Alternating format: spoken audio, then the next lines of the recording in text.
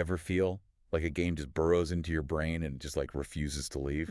That's Majora's Mask for me. Yeah. We're going deep on this one, folks. Way past the creepy masks and moon faces. Yeah. I think. Yeah. What makes Majora's Mask philosophically weird? Okay.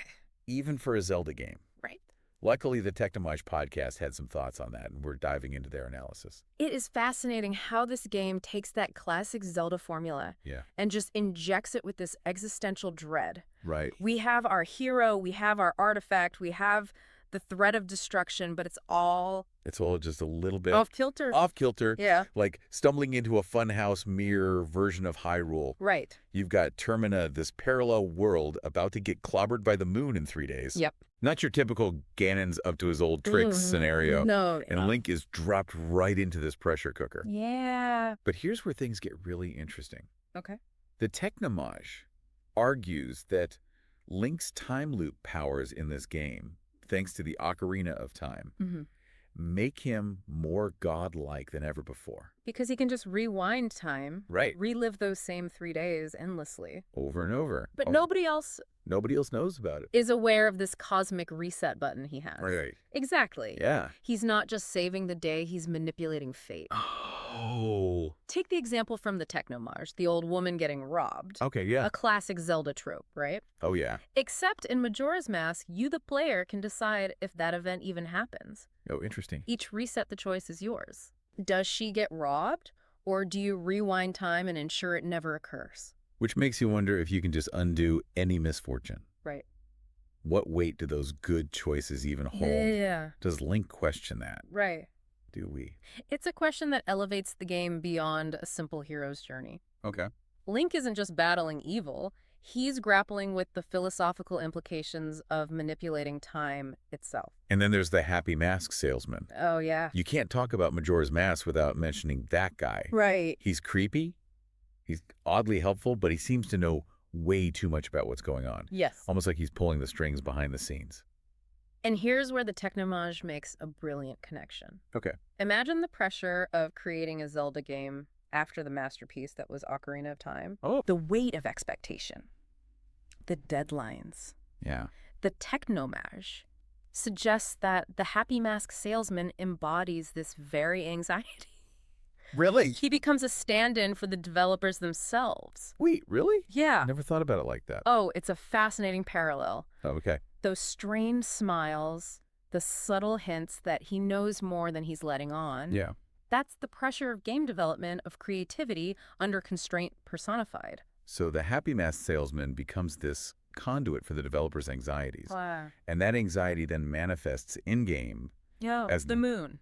The ever-looming threat of the deadline of failure. Right. Just like the developers were racing to finish the game. Yeah. Link is in a constant battle against time, against that impending doom. Which, okay, now that you mention it, makes the whole game feel a lot more relatable. Oh, yeah. We've all felt those pressures, haven't we? Absolutely. The weight of expectations, the fear of running out of time. Right, and that's what makes Majora's Mask so effective. Okay. It takes these universal anxieties and externalizes them in this bizarre, fantastical, yet strangely relatable way. Okay, but we can't forget about the mask itself. Right. The artifact at the heart of it all. Yeah. The thing driving poor Skull Kid. Yes. Kind of literally to the brink.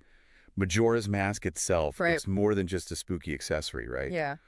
The Technomage made a point about it being this force of like chaotic creation, and that really stuck with me. Yeah, it's a catalyst for the entire game's events. Right. Skull Kid, this mischievous imp, stumbles upon this artifact of immense power and ends up completely overwhelmed by it. But here's the thing. Okay. The Technomage argues that Skull Kid isn't inherently evil. Okay. He's more like a conduit twisted and warped by the mask's influence. It's giving very much be careful what you wish for vibes. Precisely. Yeah. It's a classic Faustian bargain. Right. Immense power granted at a terrible, often unforeseen cost. Yeah. And it speaks to something deeply human, don't you think? Oh, yeah. This desire for control, for the power to shape the world according to our will. Totally. But how often do we consider the consequences of such ambition? Right. The price we might have to pay, the parts of ourselves we might have to sacrifice.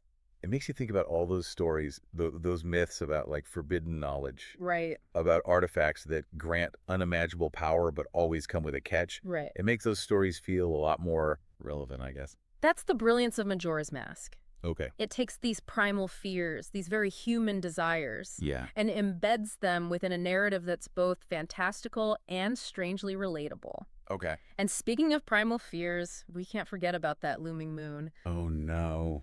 It makes Ganondorf's threats look like child's play in comparison. Right. Every time you reset the loop, there it is. Yeah. A constant reminder of your impending doom. Talk about existential dread. Right.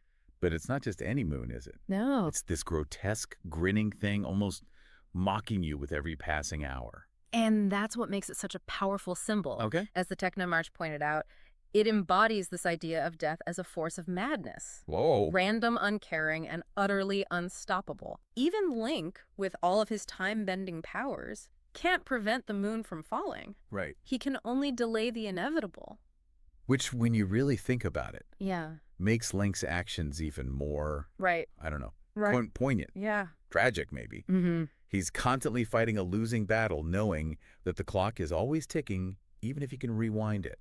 And that sense of urgency of fighting against time, of knowing that some things are simply beyond our control, Yeah. that resonates with us on a visceral level. For sure. We might not be facing a falling moon, Right. but we all have deadlines, losses, uncertainties that loom over us. It's almost a relief to know that even a hero like Link Right. can't cheat death, Yeah. even if it's just a moon with a bad attitude. Right. But here's the thing. Majora's Mask doesn't just wallow in despair.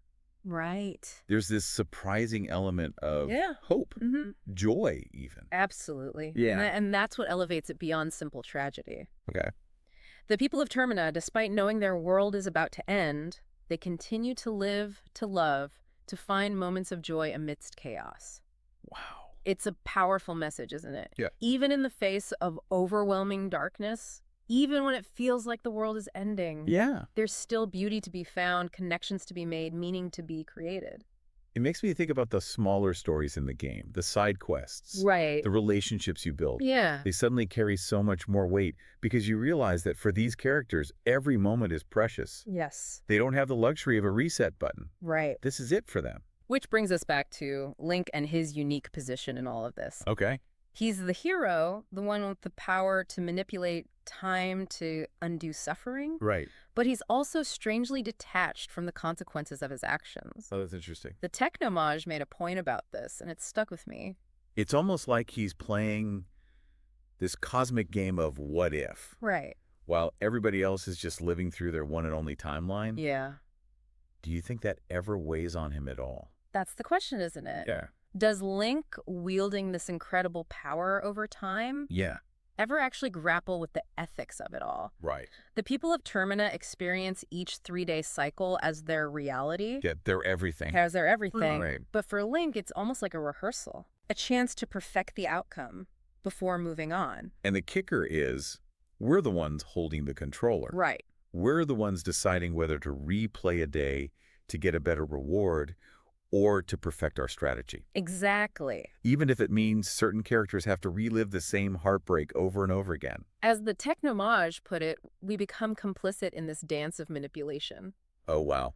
Yeah. It suddenly makes saving Termina not feel as clear-cut as it did in other Zelda games. Right. It's not just about defeating evil anymore. Right. It's about the burden of choice. Yeah. The weight of knowing you have the power to change things, but perhaps not without a hidden cost. Which adds a whole new layer to the idea of heroism, doesn't it? It really does. It's less about being inherently good and more about understanding the consequences Right. of even the most well-intentioned actions. Yes. Especially when you're messing with something as fundamental as time. Yeah, and that's what makes Majora's Mask such a fascinating, thought-provoking game. Right. It doesn't shy away from these complex themes. Yeah. It takes a genre known for its very clear-cut battles between good and evil, Right. and injects it with this dose of philosophical uncertainty. So as we emerge from this deep dive into Termina Yeah. and all of its existential weirdness, Yeah. what's the takeaway? Okay. What does this game want us to think about long after we put down the controller? I think it's about recognizing those Majora's Mask moments in our own lives. Okay. Those times when we feel the pressure of deadlines, the inevitability of loss, the limitations of our own control. It's about acknowledging these anxieties. Yeah. But also remembering that beauty, connection, and hope can exist even in the face of oblivion. Oh, Just like those resilient citizens of Termina, we keep living, we keep loving, we keep finding reasons to celebrate, even with that grinning moon overhead. because ultimately, we don't have the Song of Time at our disposal. Right. We only get one shot at this thing called life. That's right. So what would you do, listener, if you found yourself facing those final 3 days? What matters most, not just in Termina, but in the here and now? Think on that, and we'll catch you next time for another deep dive.